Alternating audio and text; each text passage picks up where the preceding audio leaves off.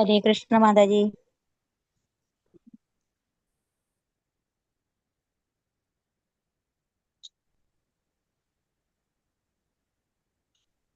हरे कृष्णा।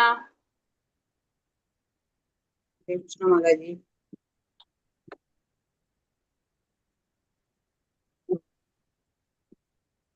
हरे कृष्णा എല്ലാവർക്കും പ്രണാമം.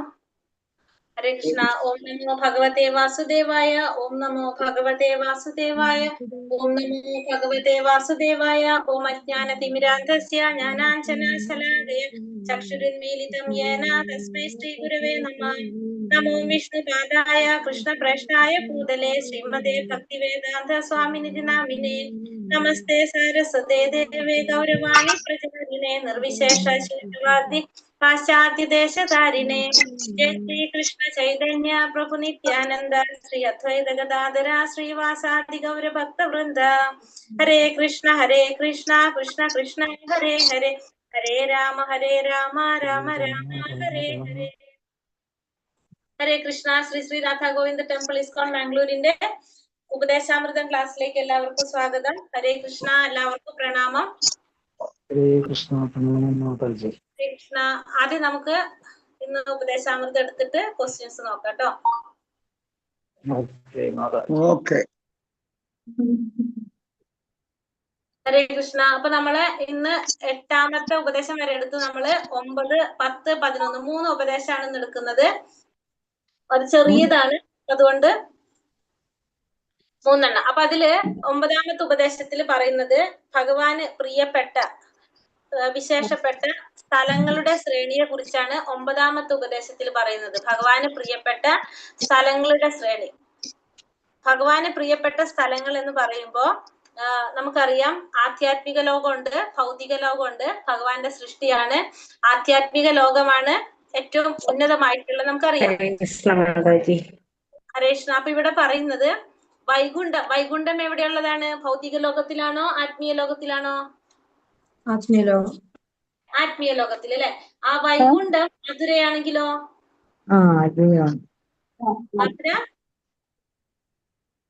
ഹലോ, ശബ്ദം കേൾക്കുന്നില്ല. ഭൗതിക ലോകത്തിൽ. ഭൗതിക ലോകത്തിൽ. ശബ്ദം കേൾക്കുന്നില്ല. ഞാൻ ഇവിടെ മഴ ആയതുകൊണ്ട് വീഡിയോ ഇപ്പൊ ക്ലിയർ ഇല്ല. എല്ലാവർക്കും സൗണ്ട്? എനിക്ക് ശബ്ദം കുറവാ മാതാജി. എന്റെ ഞാൻ ഫുൾ വോളിയത്തിലാ വെച്ചേ. കേൾക്കുന്നുണ്ട്. അപ്പൊ മാതാജിയുടെ എന്റെ പ്രോബ്ലം ആണോ എനിക്ക് അറിയില്ല. എന്റെ പ്രശ്നമായിരിക്കും. കേൾക്കുന്നുണ്ടല്ലോ. ഓക്കെ. അപ്പൊ നമ്മൾ പറയുന്നത് ഭഗവാന് പ്രിയപ്പെട്ട സ്ഥലങ്ങളുടെ, വിശേഷപ്പെട്ട സ്ഥലങ്ങളുടെ ശ്രേണിയെ കുറിച്ചാണ് ഇവിടെ പറയുന്നത്. അപ്പൊ ഇവിടെ ആധ്യാത്മിക ലോകത്തിലുള്ളതാണ് വൈകുണ്ഠം. മധുര എന്ന് പറയുന്നത് ഭൗതിക ലോകത്തിലാണ്. അപ്പൊ പറയുന്നത് ഭഗവാന്റെ ജനനം ഹേതുവായി വൈകുണ്ഠത്തെക്കാളും പ്രിയപ്പെട്ടതാണ് ഭഗവാൻ എന്ത്? മധുര. വിശേഷപ്പെട്ട സ്ഥലമാണ് മധുര. വൈകുണ്ഠം എവിടെയാണ്? ആത്മീയ ലോകത്തിലാണ്. പക്ഷെ ഭഗവാൻ ഭൗതിക ലോകത്തില് മധുരയിൽ ജനിച്ചത് കൊണ്ട് എന്താണ് പറയുന്നത്? വൈകുണ്ഠത്തെക്കാൾ വിശേഷപ്പെട്ടതാണ് എന്ത്? മധുര. മധുരയേക്കാൾ പ്രിയപ്പെട്ടതാണ് എന്ത്? വൃന്ദാവനം. കാരണം എന്താണ്? ഭഗവാന്റെ ലീലകൾ നടന്നത് എവിടെയാണ്? വൃന്ദാവനത്തിലാണ്. അതുകൊണ്ട് വൃന്ദാവനം മധുരയേക്കാൾ ശ്രേഷ്ഠമായിട്ടുള്ളതാണ്. ആ വൃന്ദാവനത്തെക്കാൾ ശ്രേഷ്ഠമായതാണ് ഗോവർദ്ധനം.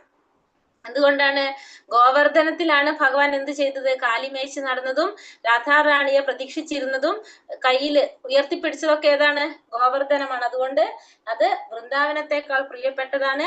ഈ ഗോവർദ്ധനത്തെക്കാൾ പ്രിയപ്പെട്ടതാണ് എന്ത്? രാധാകുണ്ഡം. കാരണം അത് ആരുടെയാണ്? രാധാറാണിയുടേതാണ് രാധാകുണ്ഡം. രാധാകുണ്ഡം വെച്ചാൽ രാധാറാണിയുടേതാണ് ആ സരസ്. അതുകൊണ്ട് ഭഗവാൻ അത് പ്രിയപ്പെട്ടതാണെന്ന് പറഞ്ഞു. അപ്പൊ ഇന്നിപ്പോ നമ്മൾ പറയുന്നത്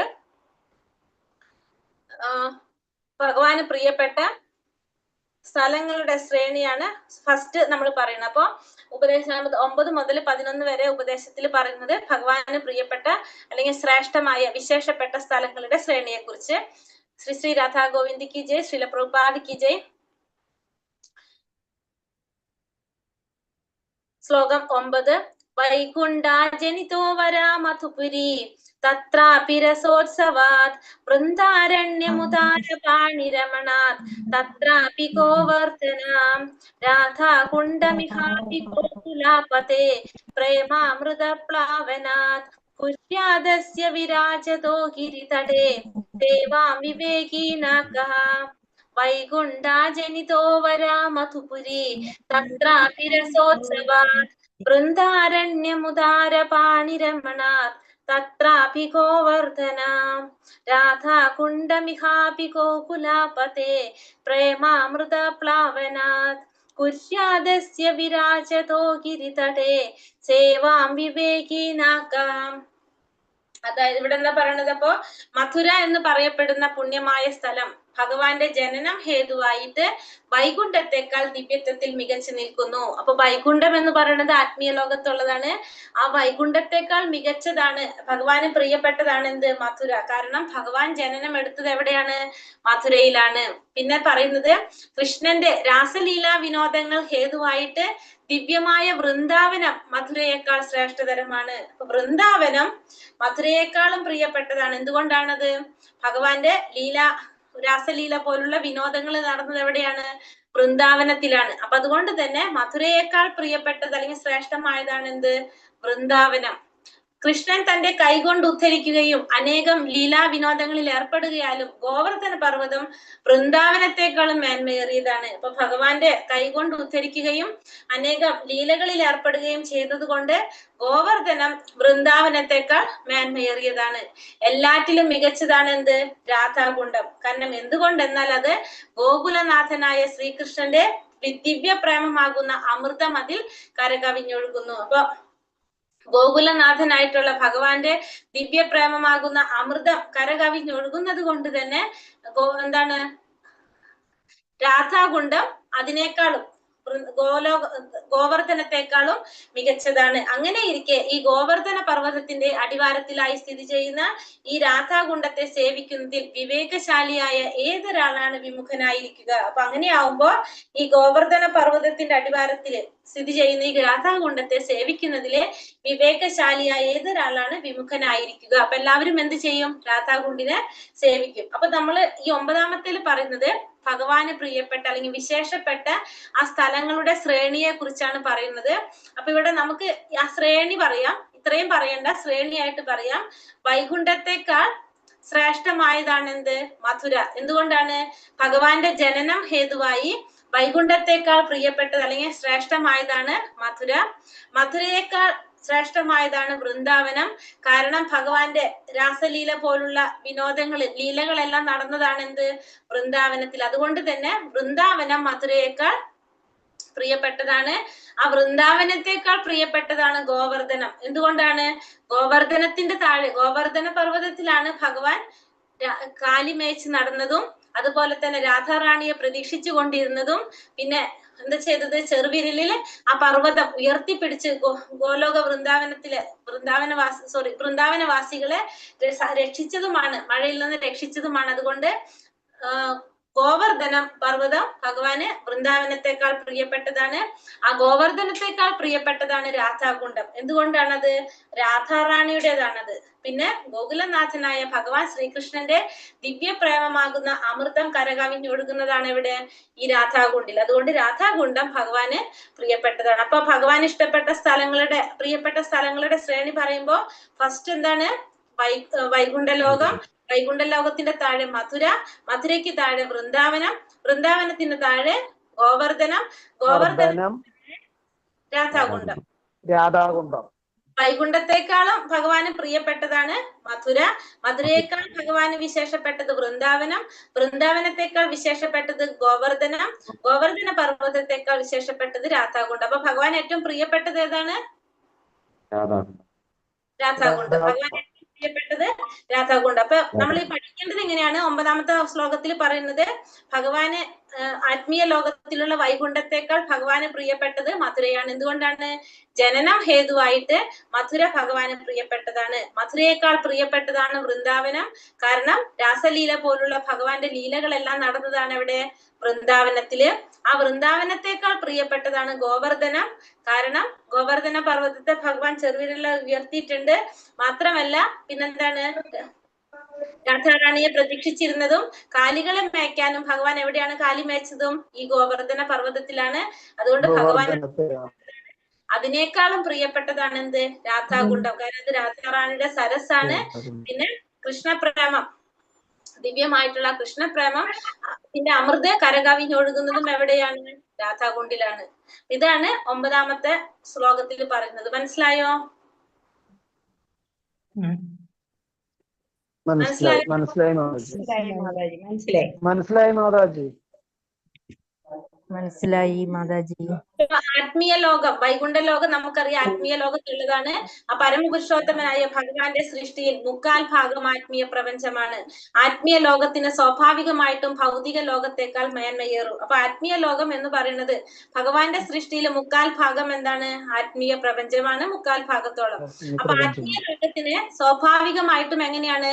ഭൗതിക ലോകത്തെക്കാളും മേന്മ കൂടുതലാണ് ശരിക്കും ആത്മീയ ലോകത്തിന്. പക്ഷെ ഇവിടെ നമുക്കറിയാം ഭഗവാന്റെ ജനനം ഹേതുവായിട്ട് ആത്മീയ ലോകത്തെക്കാളും പ്രാധാന്യം എന്തിനു കൂടുന്നു?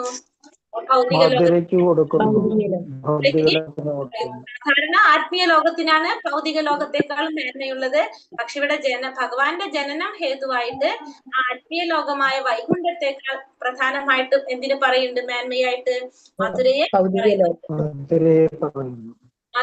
മധുര എന്ന് പറഞ്ഞാല് പരമപുരുഷോത്തമനായ ഭഗവാൻ മധുരയിൽ ജനിക്കുന്നത് മൂലം അത് അതിന്റെ പരിസരങ്ങളും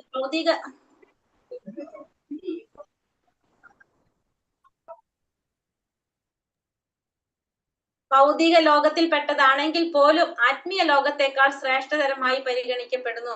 അപ്പൊ പരമദിവ്യോത്തമ പുരുഷനായ ഭഗവാൻ മധുരയിൽ ജനിച്ചത് കൊണ്ട് എന്താണ്? അതും അതിന്റെ പരിസരങ്ങളും ഭൗതിക ലോകത്തിൽ പെട്ടതാണെങ്കിലും അത് ആത്മീയ ലോകത്തെക്കാൾ ശ്രേഷ്ഠമായിട്ടാണ് എന്തിനെ പരിഗണിക്കുന്നത്? മധുരയെ പരിഗണിക്കുന്നത്. കാരണം മധുര ശരിക്കും എവിടെയാണ്? ആത്മീയ ലോകത്തിലാണ്. പക്ഷെ ഈ ഭൗതിക ലോകത്തില് പെട്ടതാണെങ്കിലും ആത്മീയ ലോകത്തിലല്ല, മധുര ഭൗതിക ലോകത്തിലാണ്.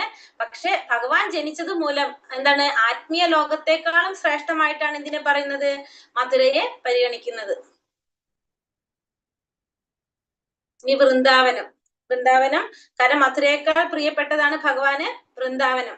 വൃന്ദാവനത്തില് താലവനം, മധുവനം, ബഹുലവനം തുടങ്ങിയ 12 വനങ്ങൾ അടങ്ങിയ വൃന്ദാവനാന്തരം ഭഗവാന്റെ ലീലാവിനോദങ്ങൾക്ക് പ്രസിദ്ധമാകിയാൽ മധുരയേക്കാൾ യോഗ്യത കൂടിയതാണ്. അപ്പോ വൃന്ദാവനത്തില് താലവനം, മധുവനം, ബഹുലവനം തുടങ്ങിയ 12 വനങ്ങൾ അടങ്ങിയ വൃന്ദാവന ഭാഗം ഭഗവാന്റെ ലീലാവിനോദങ്ങൾക്ക് പ്രസിദ്ധമായത് കൊണ്ട് തന്നെ അത് മധുരയേക്കാൾ യോഗ്യത കൂടിയതാണ്. അപ്പൊ ഭഗവാന് മധുരയേക്കാൾ പ്രിയപ്പെട്ടതായിട്ടാണ് ഇതിനെ പറയുന്നത്?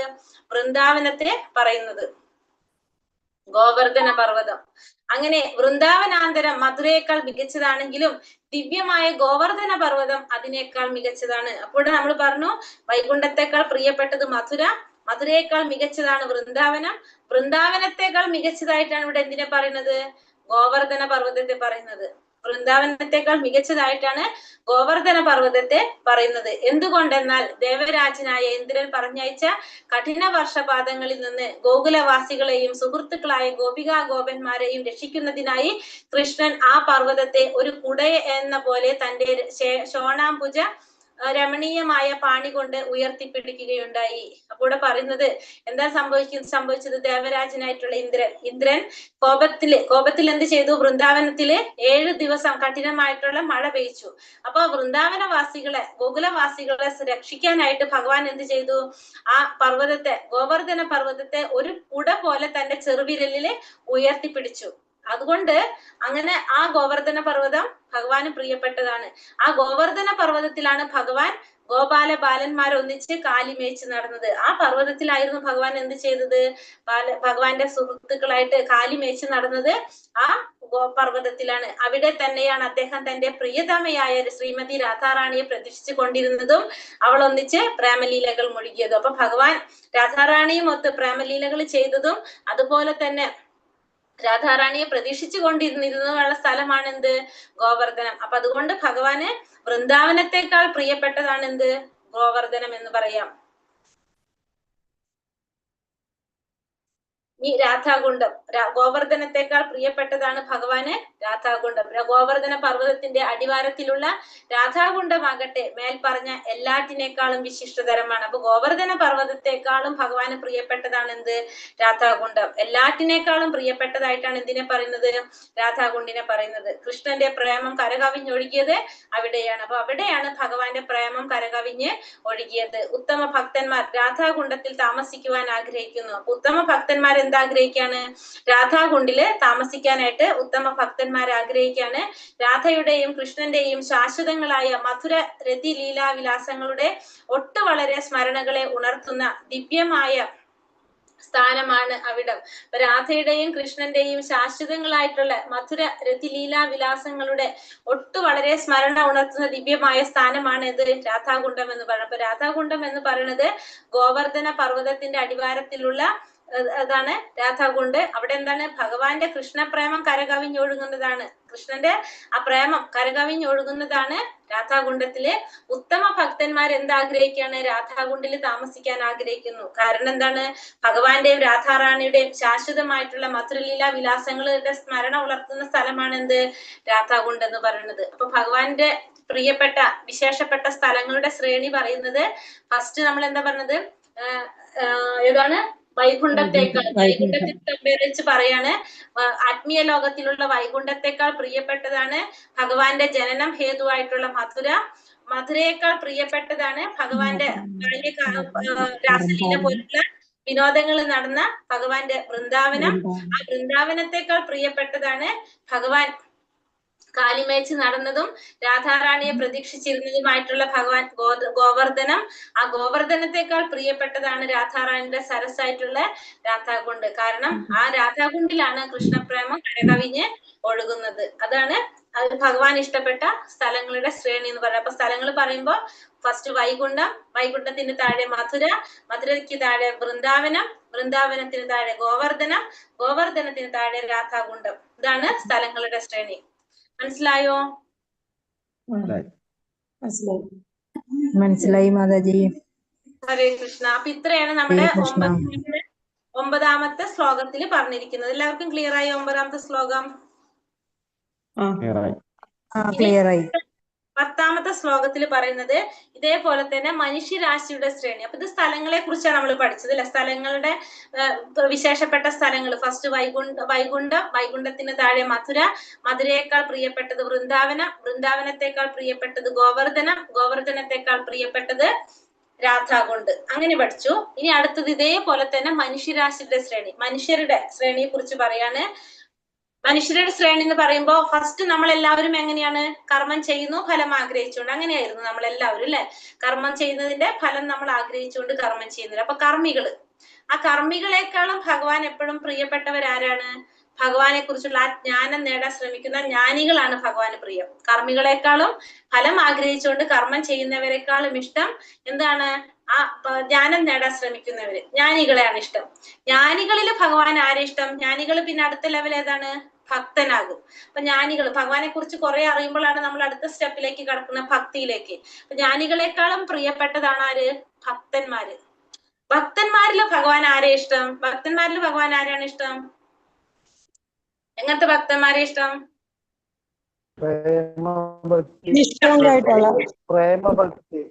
പ്രേമഭക്തന്മാരെ.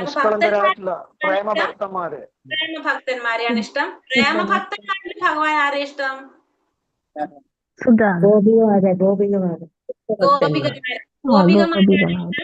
ഗോപികമാരിൽ ഭഗവാൻ ആരെ ഇഷ്ടം? രാധാറാണി.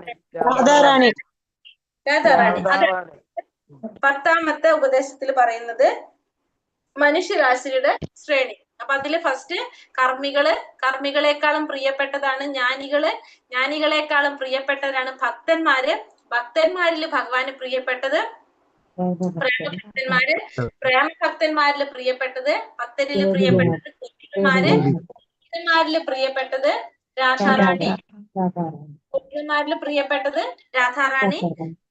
എന്ത്? മനുഷ്യരാശിയുടെ ശ്രേണി പറ. അപ്പൊ കർമ്മികള്, കർമ്മികളെക്കാളും പ്രിയപ്പെട്ടവര് ജ്ഞാനികള്, ജ്ഞാനികളെക്കാളും പ്രിയപ്പെട്ടവര് ഭക്തന്മാര്, ഭക്തന്മാരില് പ്രേമഭക്തന്മാര്, പ്രേമഭക്തന്മാരില് ഗോപികമാര്, ഗോപികമാരില് രാധാറാണി ഭഗവാന് പ്രിയപ്പെട്ടത്. മനസ്സിലായതാണ് മനുഷ്യരാശിയുടെ ശ്രേണി പറയുന്നത്. നമുക്ക് ശ്ലോകത്തിലേക്ക് പോകാം. 10ാമത്തെ ശ്ലോകം. കർമ്മേഭ്യ പരിതോ ഹരേ പ്രിയതയ വ്യക്തിം യയുർജ്ഞാനിനസ് തേഭ്യോ ജ്ഞാന വിമുക്ത ഭക്തി പരമ പ്രേമൈകനിഷ്ഠാസ്തത തേഭ്യസ്ത പശുപാല പങ്കജാദൃശ താഭ്യോപി സാധാധിക പ്രേഷ്ഠ തത്വദീയം തദീയ സരസി താം നാശ്രയേത് കാകൃതി. കർമ്മേഭ്യ ഹരേ പ്രിയതയ വ്യക്തിം യയുർജ്ഞാനിനസ് തേഭ്യോ ജ്ഞാന വിമുക്ത ഭക്തി പരമാം പ്രേമൈകനിഷ്ഠാസ്തതാം തേഭ്യസ്താ പശുപാല പങ്കജാദൃശ താഭ്യോപി സാരാധിക പ്രേഷ്ഠാ തദ്വ്യദീയം തദീയ സരസി താം നാശ്രയേത് കാകൃതി. എന്താ പറയുന്നത് ഇവിടെ? 10ാമത്തെ ശ്ലോകത്തില് ഫലമുളവാക്കുന്ന കർമ്മങ്ങൾ നിരന്തരം ചെയ്തുകൊണ്ടിരിക്കുന്നവരെക്കാൾ പരമപുരുഷനായ ഹരി കൂടുതൽ ഇഷ്ടപ്പെടുന്നത് ജീവിതത്തിന്റെ ഉന്നത മൂല്യങ്ങളെ കുറിച്ചുള്ള ജ്ഞാനം നേടിയവരെയാണ് എന്ന് ശാസ്ത്രത്തിൽ പറയുന്നു. അപ്പോൾ ഫലമുളവാക്കുന്ന കർമ്മങ്ങൾ നിരന്തരം ചെയ്തുകൊണ്ടിരിക്കുന്നവരെക്കാൾ പരമപുരുഷനായിട്ടുള്ള ഹരി കൂടുതൽ ഇഷ്ടപ്പെടുന്നത് ആരെയാണ്? ജീവിതത്തിന്റെ ഉന്നത മൂല്യങ്ങളെ കുറിച്ച് ജ്ഞാനം നേടിയവരെയാണെന്ന് പറഞ്ഞപ്പോ ഫലമുളവാക്കുന്ന കർമ്മങ്ങൾ ചെയ്യുന്നവരെന്ന് പറഞ്ഞാൽ എന്താണ്? ഫലം ആഗ്രഹിച്ചുകൊണ്ട് കർമ്മം ചെയ്യുന്നവർ, കർമ്മികള്. ആ കർമ്മികളെക്കാൾ ഭഗവാൻ ഇഷ്ടപ്പെടുന്നത് ആരെയാണ്? ജീവിതത്തിന്റെ ഉന്നത മൂല്യങ്ങളെ കുറിച്ചുള്ള ജ്ഞാനം നേടിയവര്, അതായത് ജ്ഞാനിയെ. അപ്പൊ ഫലം ആഗ്രഹിച്ചുകൊണ്ട് കർമ്മം ചെയ്യുന്നവരെക്കാൾ ഭഗവാൻ ഇഷ്ടപ്പെടുന്നത് ജ്ഞാനികളെയാണ് എന്ന് ശാസ്ത്രത്തിൽ പറയുന്നുണ്ട്. ഇനി ആ ജ്ഞാനമാർഗത്തിൽ മുന്നേറിയവൻ, അനേകം ജനങ്ങളിൽ ജ്ഞാനം കൊണ്ട് മോചനം ലഭിച്ച ഒരാൾ ഭക്തിയുടെ സേവനത്തിൽ ഏർപ്പെട്ടു എന്ന് വരാം. അപ്പോ അവൻ മുൻപറഞ്ഞവരെക്കാൾ മികച്ചവനാണ്. അപ്പൊ ഈ ജ്ഞാനം നേടിക്കഴിഞ്ഞാൽ അവൻ ഭക്തിയുടെ സേവനം ചെയ്ത് ആരായിട്ട് മാറും? ഭക്തനായിട്ട് മാറും. അപ്പൊ ആ ഭക്തൻ കർമ്മിയെക്കാളും ജ്ഞാനിയെക്കാളും മികച്ചവനായിട്ട് മാറി. അപ്പൊ കർമ്മികളെക്കാളും മികച്ചവനാണ് ജ്ഞാനി, ജ്ഞാനിയെക്കാളും മികച്ചവനാണ് ആര്? ഭക്തിയുടെ സേവനം ചെയ്യുന്ന ഭക്തനായിട്ട് മാറി. മനസ്സിലാവുന്നുണ്ടോ ഞാൻ പറയുന്നത്? മനസ്സിലാവുന്നുണ്ട് മാതാജി, മനസ്സിലാവുന്നുണ്ട്. ഓക്കെ. അപ്പൊ ഭക്തനായിട്ട് മാറി. അപ്പൊ ഫസ്റ്റ് നമ്മൾ പറഞ്ഞു ഫലം ആഗ്രഹിച്ചുകൊണ്ട് കർമ്മം ചെയ്യുന്ന കർമ്മികളെക്കാളും ഭഗവാന് പ്രിയപ്പെട്ടവരാണ് ആര്? ഭഗവാനെ കുറിച്ചുള്ള ജ്ഞാനം ആഗ്രഹിക്കുന്ന ജ്ഞാനികള്. ആ ജ്ഞാനമാർഗത്തിൽ മുന്നേറുമ്പോ ഭക്തിയുടെ സേവനം ചെയ്യുന്ന ഭക്തന്മാര് ജ്ഞാനികളെക്കാളും ഭഗവാന് പ്രിയപ്പെട്ടവരാണ്. അപ്പൊ ഭക്തന്മാര് ജ്ഞാനികളെക്കാളും പ്രിയപ്പെട്ടവരായിട്ട് മാറി. ഇനി ആ ഭക്തന്മാരില് എന്നാൽ കൃഷ്ണനിൽ വിശുദ്ധ പ്രേമം കൈവരിച്ചവൻ അവനേക്കാൾ ഉന്നവനാണ്. അപ്പൊ ഭക്തന്മാരിൽ ഭഗവാന് പ്രിയപ്പെട്ടവനാണ് ആര്? പ്രേമഭക്തി ഉള്ളവര്. വിശുദ്ധ പ്രേമഭക്തി ഉള്ളവര് ഇവരേലും ഉയർന്നവനാണ്. കൃഷ്ണനിൽ വിശുദ്ധ പ്രേമം സിദ്ധിച്ചവരിൽ വെച്ച് ദിവ്യ ഗോപാല ബാലനായ കൃഷ്ണനെ സർവാത്മനാ ശരണം പ്രാപിച്ച ഗോപികൾ മുന്നോട്ട് നിൽക്കുന്നു. അപ്പൊ ഈ പ്രേമഭക്തിയില് ഉള്ളവര്, അങ്ങി പറയുന്നത് ഭക്തന്മാരില് എങ്ങനെയുള്ളവരാണെന്ന് പറഞ്ഞു? വിശുദ്ധ പ്രേമം കൈവരിച്ച, എന്നാൽ കൃഷ്ണനിൽ വിശുദ്ധ പ്രേമം കൈവരിച്ചവൻ അവനേക്കാളും മുന്നിട്ട് നിൽക്കുന്നു. അപ്പൊ നമ്മൾ പറഞ്ഞു ഭക്തന്മാര് മികച്ചവരാണെന്ന്. പിന്നെ അതിനുശേഷം പറയുന്നു ആ ഭക്തന്മാരില് വിശുദ്ധ പ്രേമം കൈവരിച്ചവൻ ഭക്തനേക്കാൾ മുന്നിട്ട് നിൽക്കുന്നു, ഉയർന്നവരാണ്. അപ്പൊ ഭക്തന്മാരിൽ ആരാണ്? പ്രേമഭക്തന്മാരാണ് മുന്നിൽ നിൽക്കുന്നത്. ഇനി വിശുദ്ധ പ്രേമം സിദ്ധിച്ചവരിൽ വെച്ച് ദിവ്യഗോപാലനായ കൃഷ്ണനെ സർവാത്മന ശരണം പ്രാപിച്ച ഗോപികൾ മുന്നോട്ട് നിൽക്കുന്നു. അപ്പൊ പ്രേമഭക്തന്മാരില് ഭഗവാനോടുള്ള വിശുദ്ധ പ്രേമം കൈവരിച്ച ഗോപികമാരാണ് മുന്നിട്ട് നിൽക്കുന്നത്. ഇനി അടുത്തത് പറയുന്നത് എല്ലാ ഗോപികളിൽ വെച്ച് കൃഷ്ണൻ ഏറ്റവും പ്രിയപ്പെട്ടവളാണ് ശ്രീമതി രാധാറാണി. അത്രയും പ്രിയപ്പെട്ട രാധാറാണിയെ പോലെ തന്നെ അവളുടെ സരസ് കൃഷ്ണന് പ്രിയപ്പെട്ടിരിക്കുന്നു. അപ്പൊ എല്ലാ ഗോപികളിലും വെച്ച് ഭഗവാന് പ്രിയപ്പെട്ടതാണ് ആര്? രാധാറാണി. അതേപോലെ തന്നെ പ്രിയപ്പെട്ട രാധാറാണിയുടെ സരസും രാധാകുണ്ടും അബ്ദാനെ തന്നെ പ്രിയപ്പെട്ടതാണ്. അങ്ങനെ ഇരിക്കെ ആ രാധാകുണ്ടത്തിൽ താമസിച്ച് ആനന്ദമുളവാക്കുന്ന അപാരകൃത ഭക്തിഭാവങ്ങളാൽ നിർഭരമായ ആത്മീയ ശരീരത്തോടു കൂടി ദിവ്യ ദമ്പതികളായ ശ്രീ രാധാ ഗോവിന്ദന്മാരുടെ പ്രേമസേവനത്തിൽ 8 തരത്തിലുള്ള ദൈനംദിന വിനോദങ്ങളായ അഷ്ടകാലീയ ലീലകളിൽ ഏർപ്പെട്ടുകൊണ്ടിരിക്കുന്ന ശ്രീ രാധാ ഗോവിന്ദന്മാരുടെ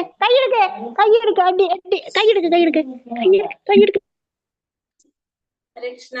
അപ്പോ രാധാ ഗോവിന്ദന്മാരുടെ അഷ്ടകാലി ലീല വിനോദങ്ങളിൽ ഏർപ്പെട്ടുകൊണ്ടിരിക്കുന്ന ശ്രീ പ്രേമസേവനത്തിൽ ആരാണ് നിമഗ്നനാകാതിരിക്കുക? തീർച്ചയായും ഈ പ്രപഞ്ചത്തിൽ ഏറ്റവും ഭാഗ്യവാന്മാർ രാധാകുണ്ട കരയിലിരുന്ന് പ്രേമഭക്തി സേവനം നിർവഹിക്കുന്നവരാണ്. ഇവിടെ പറയുന്നത് നമ്മൾ പറഞ്ഞു മനുഷ്യരാശിയുടെ ശ്രേണിയാണെന്ന്. അപ്പൊ ആദ്യം നമുക്ക് മനസ്സിലായി കർമ്മം ചെയ്യുന്ന കർമ്മത്തിന്റെ ഫലം ഉളവാക്കുന്ന കർമ്മികളെക്കാൾ, ഫലം ആഗ്രഹിക്കുന്ന കർമ്മികളെക്കാളും ഭഗവാന് പ്രിയപ്പെട്ടത് ആരാണ്? ജ്ഞാനം നേടുന്ന ജ്ഞാനികളാണെന്ന് പറഞ്ഞു. ആ ജ്ഞാനമാർഗത്തിന് ജ്ഞാനികളെക്കാളും മുന്നിൽ നിൽക്കുന്നത് ആരാണ്?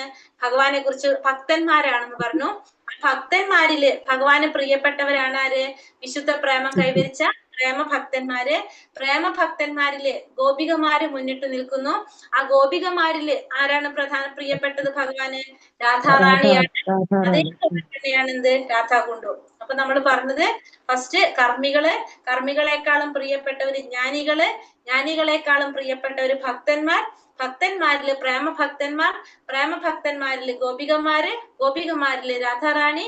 ഇത്രയാണ് അത് പറയുന്നത്. മനുഷ്യരാശിയുടെ ശ്രേണി, ഭഗവാന് പ്രിയപ്പെട്ട ആ ശ്രേണി പറയുന്നത്. മനസ്സിലായോ?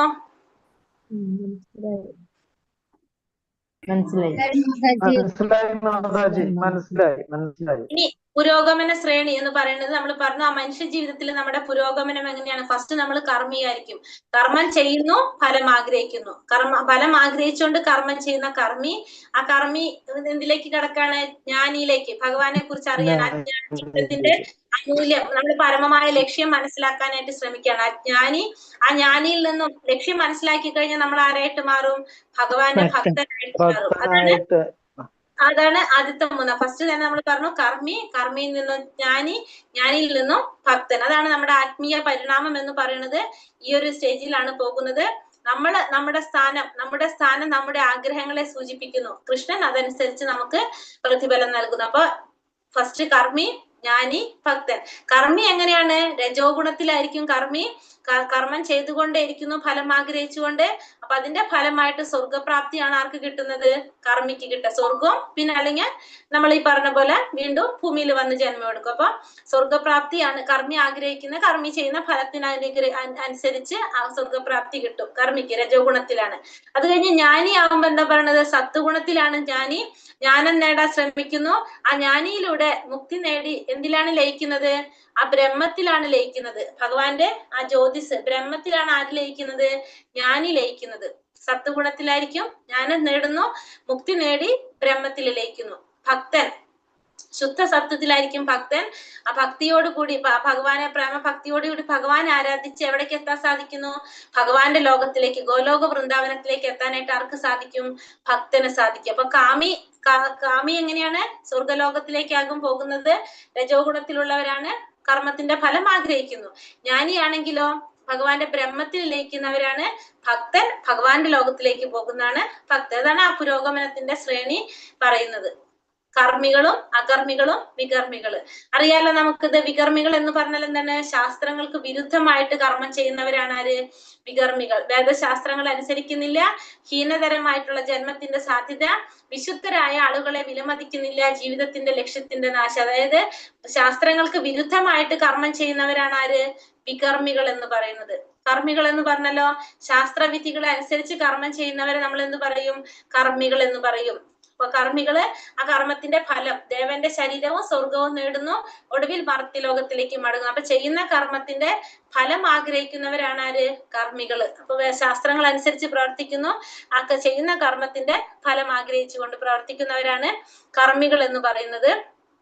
ഈ അകർമ്മികൾ എന്ന് പറഞ്ഞാലോ, ശാസ്ത്രങ്ങള് ഭഗവാന്റെ ഇച്ഛയ്ക്ക് അനുസരിച്ച് ഭഗവാന് വേണ്ടി പ്രവർത്തിക്കുന്നവരാണ് ആര്? അകർമ്മികൾ എന്ന് പറയുന്നത്. കൃഷ്ണഭക്തിയുടെ വേദിയിൽ എത്തിയിരിക്കുന്നവരാണ് അകർമ്മികൾ. ഭഗവാന് വേണ്ടി പ്രവർത്തിക്കുന്നവരാണ്.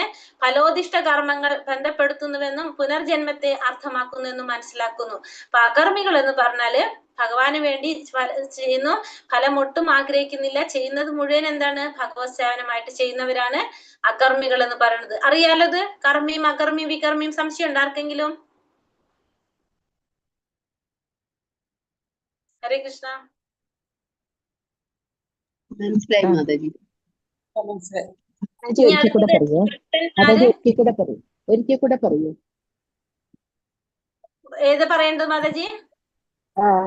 വികർമ്മി കർമ്മി അകർമ്മി പറയോ? എനിക്ക് നെറ്റ് പോയായിരുന്നു മാതാജി. ഹരേ കൃഷ്ണ. അകർമ്മി, അതായത് ശാസ്ത്രവിധി പ്രകാരം ശാസ്ത്രങ്ങൾ അനുസരിച്ച് കർമ്മം ചെയ്യുന്നവരെ നമ്മൾ എന്തു പറയും? കർമ്മികൾ എന്ന് പറയും. ശാസ്ത്രവിധി, ശാസ്ത്രങ്ങളിൽ പറഞ്ഞിരിക്കുന്ന പ്രകാരം നമ്മൾ പ്രവർത്തിക്കുന്നവര് കർമ്മികള്, ശാസ്ത്രങ്ങൾക്ക് വിരുദ്ധമായിട്ട് പ്രവർത്തിക്കുന്നവര് വികർമ്മികള്, ഭഗവാന് വേണ്ടി കർമ്മം ചെയ്യുന്നവര് അകർമ്മികള്. എളുപ്പത്തിൽ പറയാം, ശാസ്ത്രത്തിൽ പറഞ്ഞിരിക്കുന്ന പ്രകാരം കർമ്മം ചെയ്യുന്നവര് കർമ്മികൾ, അതിനനുസരിക്കാതെ വിരുദ്ധമായിട്ട് പ്രവർത്തിച്ചാൽ വികർമ്മികള്, ഭഗവാന് വേണ്ടി പ്രവർത്തിക്കുന്നവര് അകർമ്മികള്. ഇപ്പൊ ക്ലിയർ ആയോ? ഹരേ കൃഷ്ണ മാതാജി, അകർമ്മികളുടെ സെക്കൻഡ് പോയിന്റ് ഒന്ന് പറയുമോ? ഫലോദിഷ്ട കർമ്മങ്ങൾ ബന്ധപ്പെടുത്തുന്നുവെന്നും പുനർജന്മത്തെ അർത്ഥമാക്കുന്നുവെന്നും മനസ്സിലാക്കുന്നു. അതായത് നമ്മൾ കർമ്മം ചെയ്യുമ്പോൾ അതിന്റെ ഫലങ്ങൾ, കർമ്മം ചെയ്യുമ്പോൾ അതിന്റെ ഫലം ആഗ്രഹിച്ചുകൊണ്ട് കർമ്മം ചെയ്യുമ്പോൾ നമ്മൾ അതിവിടെ എന്ത് വരും? ബന്ധനം വരും നമുക്ക്. അത് മനസ്സിലാക്കും.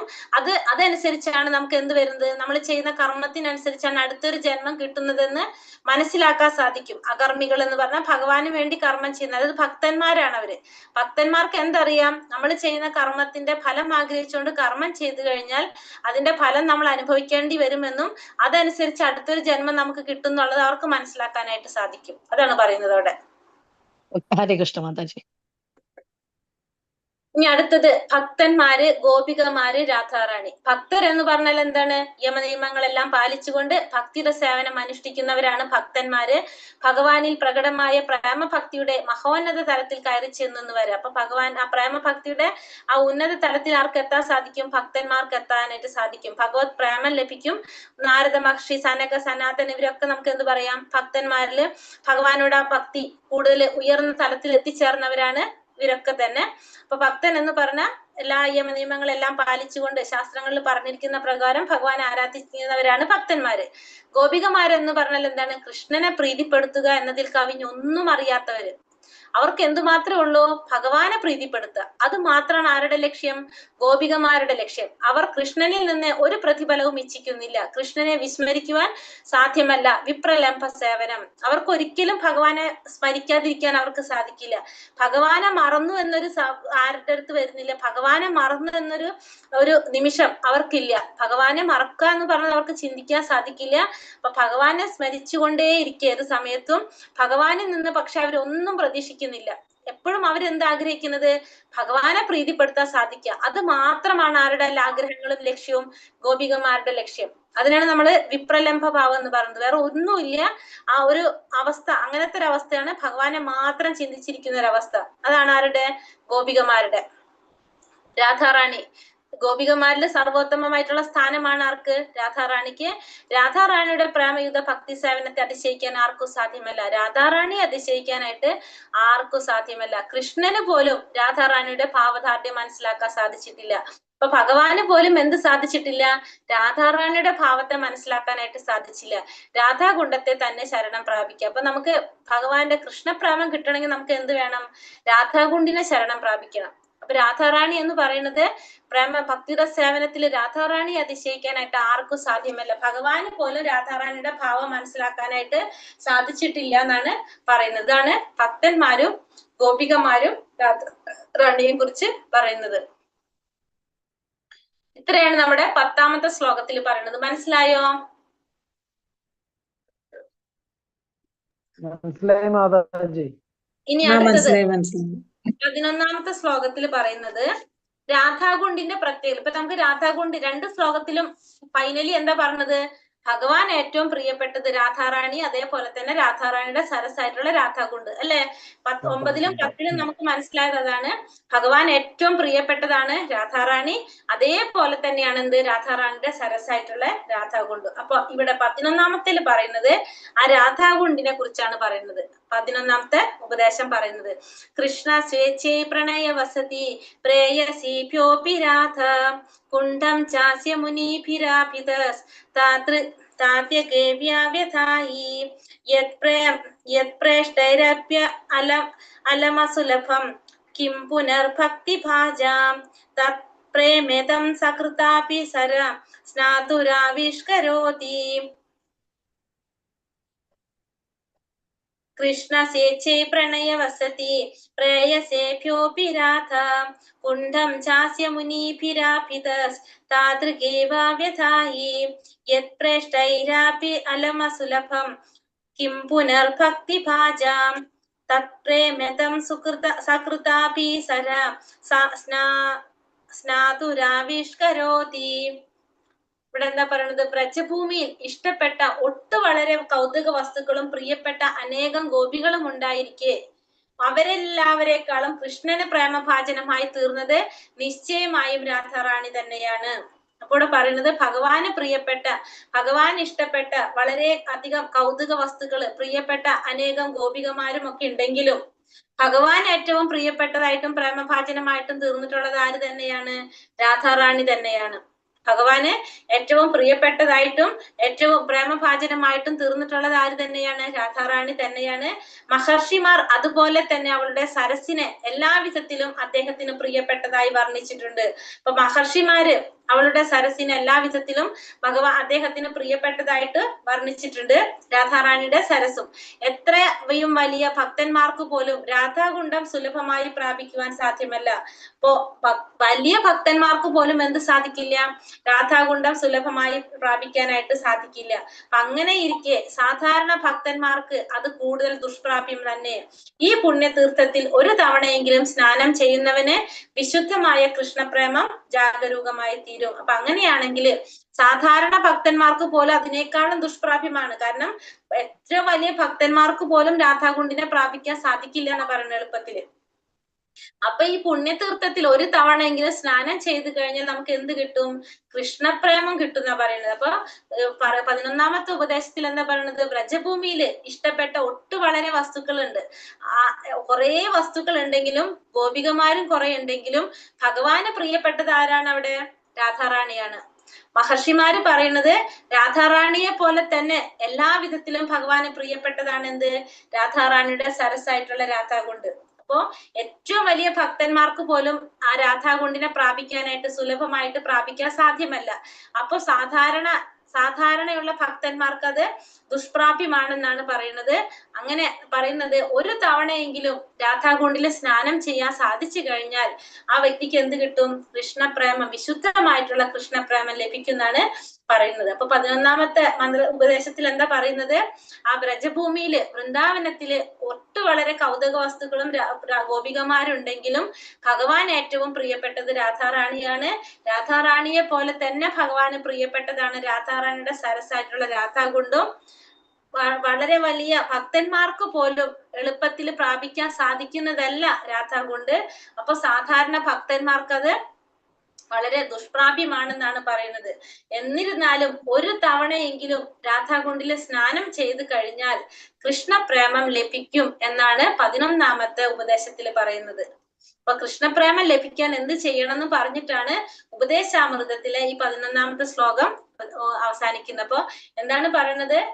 വൃന്ദാവനത്തില് കുറെ കൗതുക വസ്തുക്കളുണ്ട്, അതേപോലെ തന്നെ ഗോപികമാരുണ്ട്. പക്ഷെ എന്നിരുന്നാലും ഭഗവാന് പ്രിയപ്പെട്ടത് ആരാണ്? രാധാറാണിയാണ്. അതേപോലെ തന്നെ രാധാറാണിയുടെ സരസായിട്ടുള്ള രാധാകുണ്ടാണ്. പിന്നെ എത്രയും വലിയ ഭക്തന്മാർക്ക് പോലും എളുപ്പത്തിൽ പ്രാപിക്കാൻ സാധിക്കുന്നതല്ല എന്ത്? രാധാകുണ്ടിന്. അപ്പൊ പിന്നെ സാധാരണ ഭക്തന്മാർക്ക് അതിനേക്കാളും പ്രയാസമാണെന്ന് പറയുന്നത്, ദുഷ്പ്രാപ്യം തന്നെയാണെന്നാണ് പറയുന്നത്. പക്ഷെ എന്നിരുന്നാലും ഒരു തവണയെങ്കിലും രാധാകുണ്ടിൽ സ്നാനം ചെയ്യുകയാണെങ്കിൽ കൃഷ്ണപ്രേമം ലഭിക്കുമെന്നാണ് ഇവിടെ 11ാമത്തെ ഉപദേശത്തിൽ പറയുന്നത്. മനസ്സിലായോ? മനസ്സിലായി മാതാജി. അപ്പൊ സാധാരണപ്പെട്ടവർ അവിടെ ചെന്നാൽ സ്നാനം ചെയ്യാൻ പറ്റില്ലേ മാതാജി? എന്ത് മാതാജി? അല്ല, രാധാകുണ്ടിലേ ഇപ്പൊ വൃന്ദാവനം സന്ദർശിക്കുന്നവർക്കൊന്നും അങ്ങനെയൊന്നും ചെയ്യാൻ പറ്റത്തില്ലേ സ്നാനം?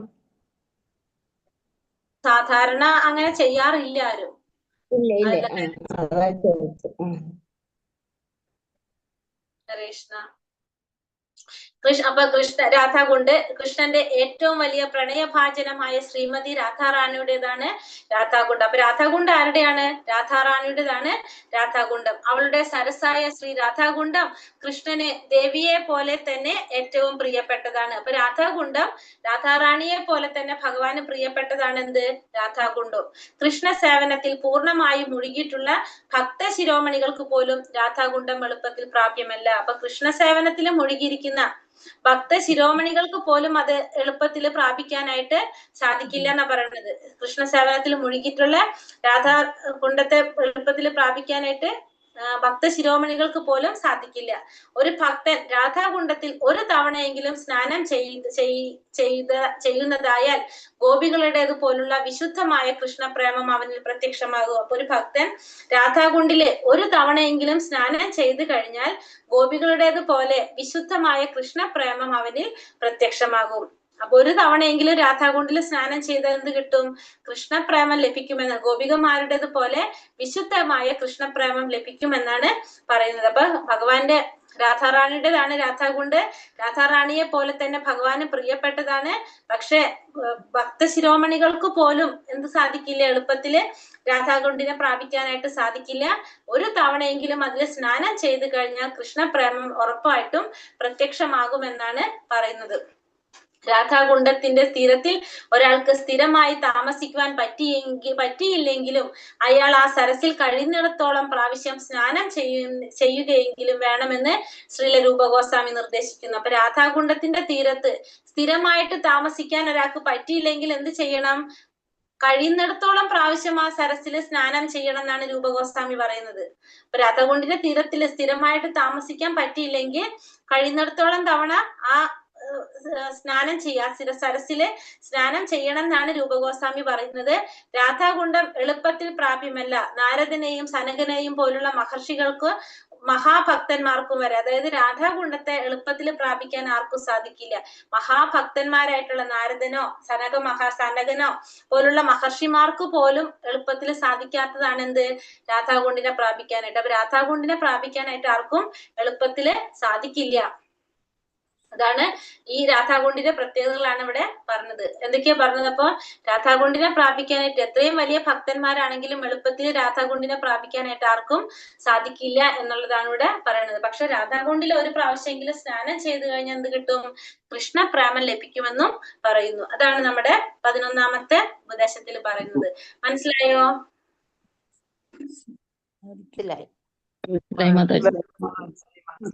ഈ പറഞ്ഞ 3 എന്തെങ്കിലും സംശയം ഉണ്ടോ? ഇല്ല മാതാജി. ആരും സ്നാനം ചെയ്യത്തില്ല.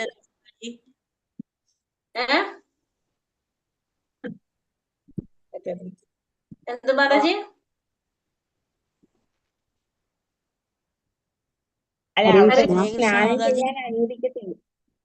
അനുവദിക്കാൻ സാധാരണ പറയുന്ന വെച്ചിട്ടുണ്ടെങ്കിൽ ശിക്ഷാ ഗുരുക്കന്മാരുടെ പെർമിഷൻ ഇല്ലാതെ, കാരണം രാധാകുണ്ടിൽ ഇറങ്ങണമെങ്കിൽ നമ്മളെ മനസ്സും അത്രയും പരിശുദ്ധമായാലും നമുക്ക് രാധാകുണ്ടിൽ ഇറങ്ങാൻ പാടില്ല. നമ്മൾ അത്രയും ഉണ്ടാവണമെന്ന് പറയാം. അപ്പൊ നമുക്ക് പേടിയാ. കാരണം അല്ലെങ്കിൽ നമുക്ക് എന്താ പറയാ, അപരാധാണെന്ന് പറയും. രാധാകുണ്ടിൽ ഇറങ്ങുമ്പോ നമ്മളെ മനസ്സ് അത്രയും പരിശുദ്ധരായിരിക്കണമെന്ന്. അപ്പൊ അതുകൊണ്ട് ആരും ഇറങ്ങൂല, പേടിയല്ല. കാരണം ശിക്ഷാ ഗുരുക്കന്മാരുടെ പെർമിഷൻ ഉണ്ടെങ്കിൽ, അല്ലെങ്കിൽ അവര് നമുക്ക് എന്ത് ചെയ്യും? അവിടുന്ന് വെള്ളം എടുത്തിട്ട് തെളിച്ചു തരും. നമുക്ക് ഇറങ്ങി കുളിക്കണമെങ്കിൽ നമുക്കത് നമുക്ക് പേടിയാണ്. നമ്മള് പരിശുദ്ധരല്ലല്ലോ. അപ്പൊ നമുക്കൊരു പേടിയല്ലേ മനസ്സ്. നമ്മൾ അവിടെ ഇരുന്നിട്ട് അങ്ങനെ ചിന്തിക്കാൻ പാടില്ല എന്നൊക്കെ പറയും. അപ്പൊ ഇറങ്ങാം നമുക്ക്. ഇപ്പൊ നമ്മൾ ഈ പഠിക്കുന്നവരല്ലാത്തവരും മുഴുവൻ രാധാകുണ്ടിൽ ഇറങ്ങും. അത് വേറെ കാര്യം. ഹരേ കൃഷ്ണ മാതാജി. ഞാൻ രാധാഷ്ടമി ദിവസം ഞങ്ങളുടെ ഗുരു ടീച്ചർ കൊണ്ടുപോയിട്ട് ഞങ്ങൾ കുളിച്ചിട്ടുണ്ടാവും.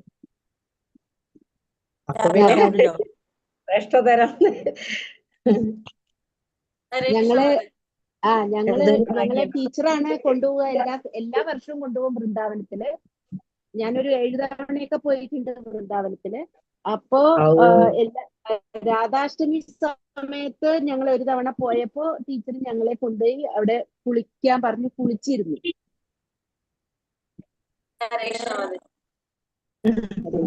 അത് രാധാകുണ്ടില ആവൂല മാതാജി. രാധാകുണ്ടൽ. അത്ഭുതമാണല്ലോ മാതാജി.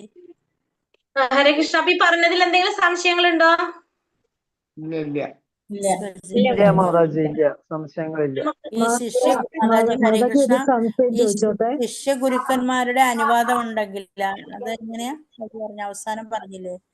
മനസ്സ് പരിശുദ്ധമായിരിക്കണം. ശിഷ്യ ഗുരുക്കന്മാരുടെ മാതാജി നമുക്ക് ക്വസ്റ്റ്യൻസ് നോക്കിയിട്ട് പറയാം, അല്ലെങ്കിൽ സമയം പോകില്ല. അവർ ലീവ് ചെയ്യേണ്ടവർക്ക് ലീവ് ചെയ്യാലോ. ഹരേ കൃഷ്ണ. 8ാമത്തെ ഉപദേശമല്ലേ നോക്കേണ്ടത്? ക്വസ്റ്റ്യൻസ് അതെ അതെ. 8ാമത്തെ 1ാമത്തെ ക്വസ്റ്റ്യൻ നോക്കാം.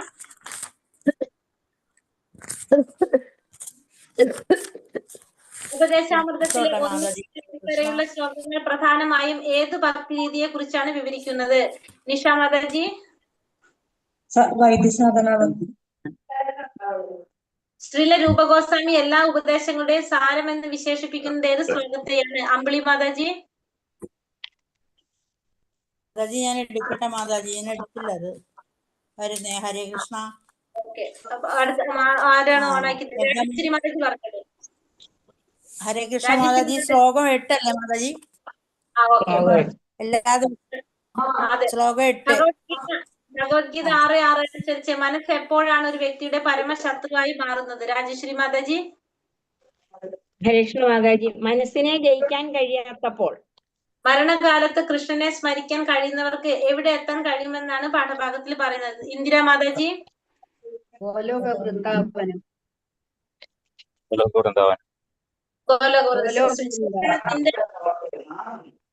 ശ്രവണത്തിന്റെയും സ്മരണയുടെയും ഘട്ടങ്ങളിൽ സമാധി എന്ന് വിളിക്കപ്പെടുന്ന അവസ്ഥ ഏതാണ്?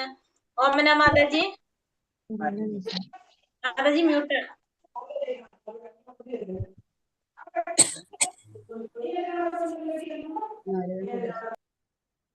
ഓമന മാതാജി മ്യൂട്ടാണ്. സ്മരണദശ. സ്മരണദശ.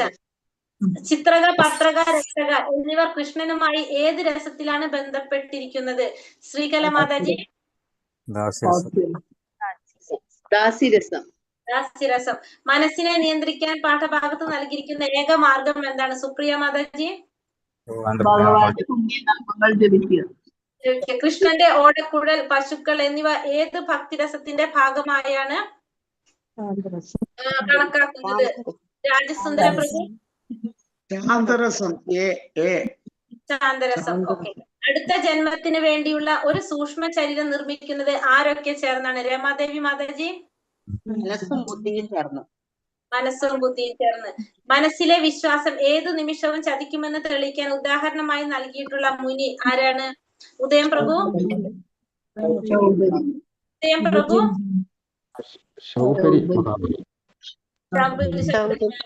ഭൗതിക കർമ്മത്തിന് ബന്ധനമുണ്ടാക്കുന്ന കാമം, ക്രോധം തുടങ്ങിയവയുടെ മൂല കാരണം എന്താണ്? സരസ്വതി മാതാജി. മനസ്സ്. വൃന്ദാവനത്തിലെ ഭഗവാന്റെ ശാശ്വത സഹചാരികളെ പിന്തുടർന്ന് ചെയ്യുന്ന ഭക്തി ഏത് പേരിൽ അറിയപ്പെടുന്നു? ബീന മാതാജി. രാഗാനുഗ ഭക്തി. ശ്രവണദശ എന്നാൽ എന്താണ്? മാലതി മാതാജി. കൃഷ്ണകഥകൾ സ്മരിക്കുക.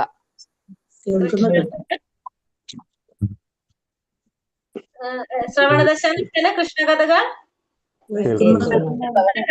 ഓക്കെ.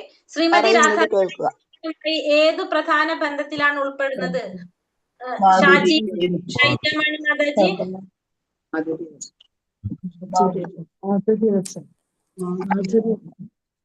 ശൈജ മാതാജി.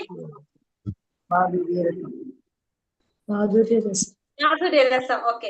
ഭക്തൻ എപ്പോഴും ജാഗ്രതയോടെ ഇരിക്കണമെന്നും മനസ്സിന്റെ കർമ്മങ്ങളെ നിരീക്ഷിക്കണമെന്നും ഉപദേശിച്ചത് ആരാണ്? ഇവിടെ സാമ്പത്തിക നയിച്ചുള്ള മാതാജിയുടെ പേരെന്താ? ആര്? ശ്രീ രൂപഗോസ്വാമി. സുഖദേവ. രൂപഗോസ്വാമിയാണോ ശുഗദേവ ഗോസ്വാമിയാണോ? സുഖദേവ ഗോസ്വാമി. ശുഗദേവ ഗോസ്വാമി. ഗോസ്വാമി.